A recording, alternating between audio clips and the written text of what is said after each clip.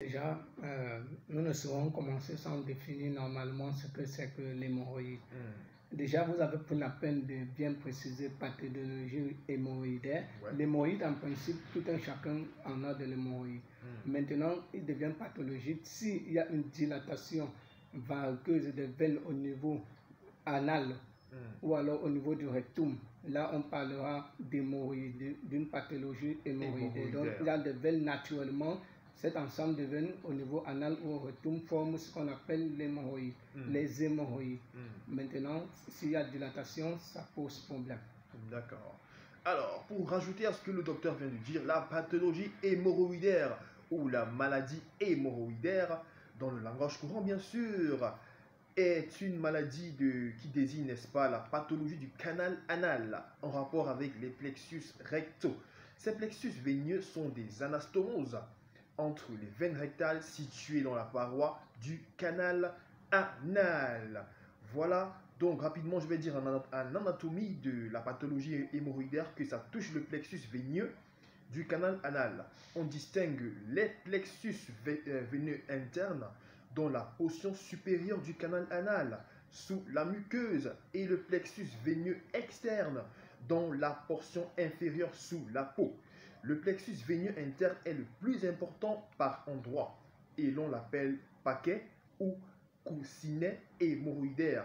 On en distingue habituellement à un gauche ou alors à une droite ou des deux. En principe, les coussinets hémorroïdaires participent à l'occlusion du canal anal par les sphincters et donc à la continence anale.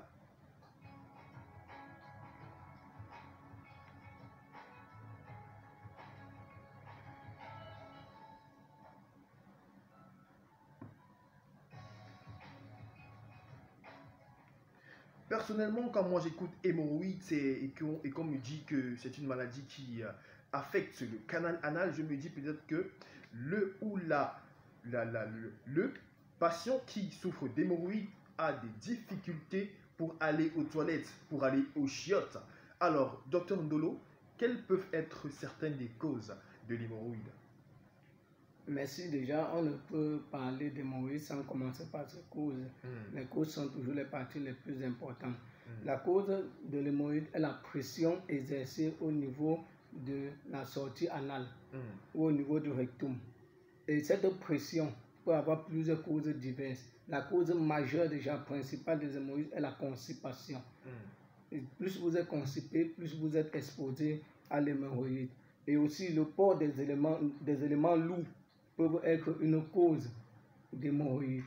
Le port des postures, la posture assise pour longtemps peut causer de l'hémorroïde. Aussi la posture debout prolongée peut causer également de l'hémorroïde. Nous avons aussi comme cause la grossesse. En cas de grossesse, le poids de l'enfant influence et ça joue. Comme on a dit, la cause principale est la pression constante sur les voies anales. Le poids de l'enfant, l'utérus peut influencer sur la voie anale. Ou lors de l'accouchement également. Le choc, la pression peut influencer également sur la voie anale. Nous avons aussi les relations sexuelles anales qui peuvent causer des hémorroïdes. Mais grosso modo, 80% des cas d'hémorroïdes sont causés par des constipations.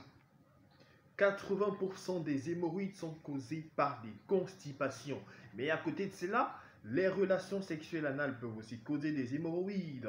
La posture assise ou debout pendant longtemps peut aussi causer des hémorroïdes, dit le docteur Ndolo cet après-midi. Alors, docteur Ndolo, cette maladie se manifeste plus chez les enfants, chez les adultes, ou alors toute catégorie de personnes peut éventuellement être affectée par les hémorroïdes? L'hémorroïde touche toutes les couches de population. Et déjà 86% de la population mondiale a eu ou souffre d'une hémorroïde. 86%. Que ce soit au niveau des enfants, ils peuvent être attaqués par l'hémorroïde, même à la naissance, après la naissance, les enfants peuvent avoir l'hémorroïde. Les personnes âgées également, mais généralement, dans les statistiques, c'est les personnes entre 45 et 55 ans qui sont plus touchés par l'hémorroïde. Qui sont plus affectés par les hémorroïdes, dont les personnes entre 45 et 55 ans. Mais l'hémorroïde est une maladie ou alors une infection qui touche toutes les couches sociales. Alors, comment est-ce que ça se manifeste? Comment ça se manifeste, cette pathologie? Pour parler de manifestations d'hémorroïdes, on ne saurait parler de manifestations de façon générale parce qu'on catégorise les hémorroïdes d'abord en deux. Il y en a des hémorroïdes internes et les hémorroïdes externes qui ont des manifestations tout à fait différentes. Maintenant, si on va commencer avec l'hémorroïde interne, j'aimerais bien que les auditeurs soient très attentifs parce qu'il y a beaucoup de confusion en ce qui concerne l'hémorroïde interne et l'hémorroïde externe. Aujourd'hui, ils auront la possibilité, ils auront la chance, ils auront l'occasion d'avoir la certitude sur beaucoup de choses qui s'étaient trompées pendant longtemps. Déjà, pour parler de l'hémorroïde interne, nous dirons que l'hémorroïde interne est situé, comme vous l'avez précisé dans l'annonce de ce sujet, sur la partie intérieure du rectum. Maintenant, il y en a le stade 1. Au stade 1, ça se manifeste comment? On doit savoir, puisqu'il y a 4 stades en ce qui concerne l'hémorroïde interne. Au stade 1, il y a des petits saignements qui apparaissent, mais qui sont visibles uniquement sur les selles, au niveau du stade 1. Et après ces petits saignements, nous avons aussi, on remarque qu'ils sont indolores, et la coloration des selles aussi qui change. Et au stade 2, elle fait saillir. Vous allez observer, il y a une forme, une certaine couche, mais vous ne pouvez pas le voir facilement. Il y a une couche qui se forme de façon interne. Ça, c'est le stade 2 de l'hémorroïde. Il y a prolapsus, ce qu'on appelle le prolapsus, donc il y a propulsion anale. Mais la propulsion anale au niveau du stade 2, bon, en termes simples, comme on dit souvent, l'anus sort. Et j'aimerais bien que les auditeurs soient très attentifs. L'anus sort, mais ce n'est pas l'hémorroïde externe. Parce que certains, quand l'anus sort, te disent que c'est l'hémorroïde externe. Au stade 2 d'une hémorroïde interne, il y a l'anus qui peut sortir. Dès que l'anus sort, mais ça rentre sale. Vous n'avez pas besoin d'exercer une pression. Concrètement, automatiquement, ça rentre sale. Oui, ça retourne seul. Ça, c'est le stade 2.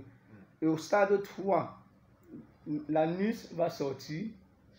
Au stade 3, il y a le prolapsus anal, mais l'anus sort de façon manuelle, on le remet. Donc vous le remettez, certains font les selles, ils sont obligés, puisque ça ne peut pas rentrer tout seul. On est toujours dans l'hémorroïde interne. Donc l'anus sort, mais il faut le remettre de façon manuelle. Il est accompagné également des saignements et de légères douleurs. Au stade 4, le prolapsus est plus observé. Et quand l'anus sort, même avec la main, au moment où vous voulez la remettre, ça devient un peu douloureux. Ça devient compliqué. Et quand vous allez remarquer qu'au stade 4, quand l'anus sort, si vous voulez vous asseoir, vous aurez des difficultés parce que vous avez mal, vous avez tellement mal. Là, il s'agit toujours d'hémorroïde interne, mais qui est au stade 4. L'anus est complètement sorti et c'est vraiment difficile. Maintenant, en ce qui concerne les hémorroïdes internes, externes, autant pour moi, au niveau de l'hémorroïde externe, il se forme déjà sous la peau. Ce n'est pas au niveau à l'intérieur du rectum.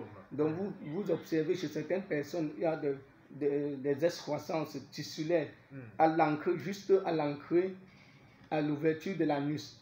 Voilà où se forment des hémorroïdes externes. Donc ça n'apparaît pas forcément après les selles ou ça peut rester même longtemps. Il y a chez certaines personnes, ça reste longtemps. Ça devient tellement rigide au point où il ne rentre plus de l'intérieur. Il devient un peu plus compliqué. Et on peut trouver aussi dans le stade, dans cette hémorroïde externe, des cas de formes thrombosées. Donc on a des formations un peu qui contiennent à l'intérieur des tissus. Des tissus. Ça, c'est le stade 2? Non, ça c'est dans l'hémorroïde externe. Okay, donc on peut avoir des formes composées. Il y a des caillots qui sont à l'intérieur. Voilà. Donc à ne pas confondre la manifestation de l'hémorroïde externe, comme il est bien précisé, l'hémorroïde externe, l'extériorisation se fait juste à l'entrée. Il n'y a pas une excroissance tissulaire qui sort de l'anus. C'est formé à la périphérie puisque c'est sur la peau. Ça se forme sous la peau. Là, je pense que nous avons un peu... Et maintenant, s'il faut parler de manifestations de façon générale, On peut avoir des démangeaisons anales. Si vous constatez par exemple des démangeaisons au niveau de l'anus, ça signale parfois une infection hémorroïdaire. Il y en a des douleurs au moment de la défécation qui peuvent vous attirer l'attention et vous dirigez vers le spécialiste pour diagnostiquer une hémorroïde ou pas. Ok. Alors, vous avez suivi le docteur, il y a deux types. L'hémorroïde ou alors la pathologie hémorroïdaire se manifeste en deux types, c'est-à-dire la pathologie interne et la pathologie externe. En pathologie interne, il y a 4 stages où l'anus peut se voir sortir. Et n'est-ce pas, en pathologie externe, ça se passe éventuellement sous la peau du malade.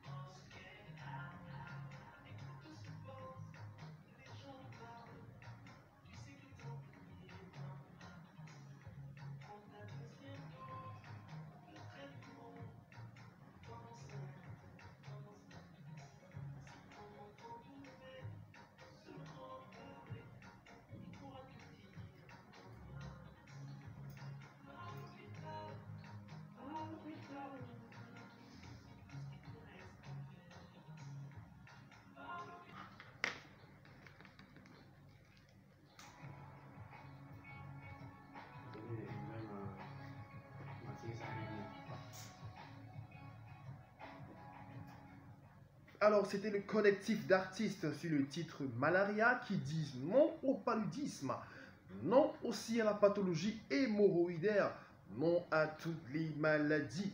Alors, le diagnostic de la pathologie hémorroïdaire dépend de 2 facteurs, la douleur et le saignement. En cas de douleur, les principaux diagnostics différentiels de la pathologie hémorroïdaire sont une fissure anale, un abcès, un fécalome, un herpès ou une proctalgie fugace.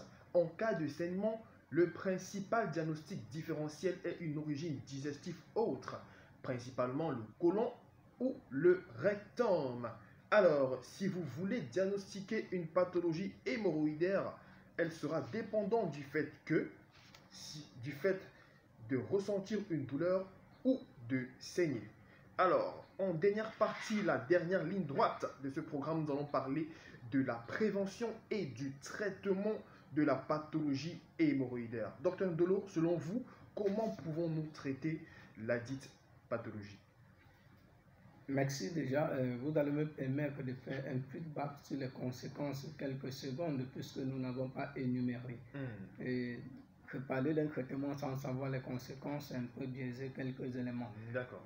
Parmi les conséquences de l'hémorroïde, il est important de savoir il y a des pertes de sang. Au fur et à mesure que vous faites les selles, surtout quand vous avez un stade avancé chronique d'hémorroïde, ça vous fait perdre énormément de sang, ce qui va générer une fatigue générale du corps. Et plus on est fatigué, ça peut aboutir à un étourdissement.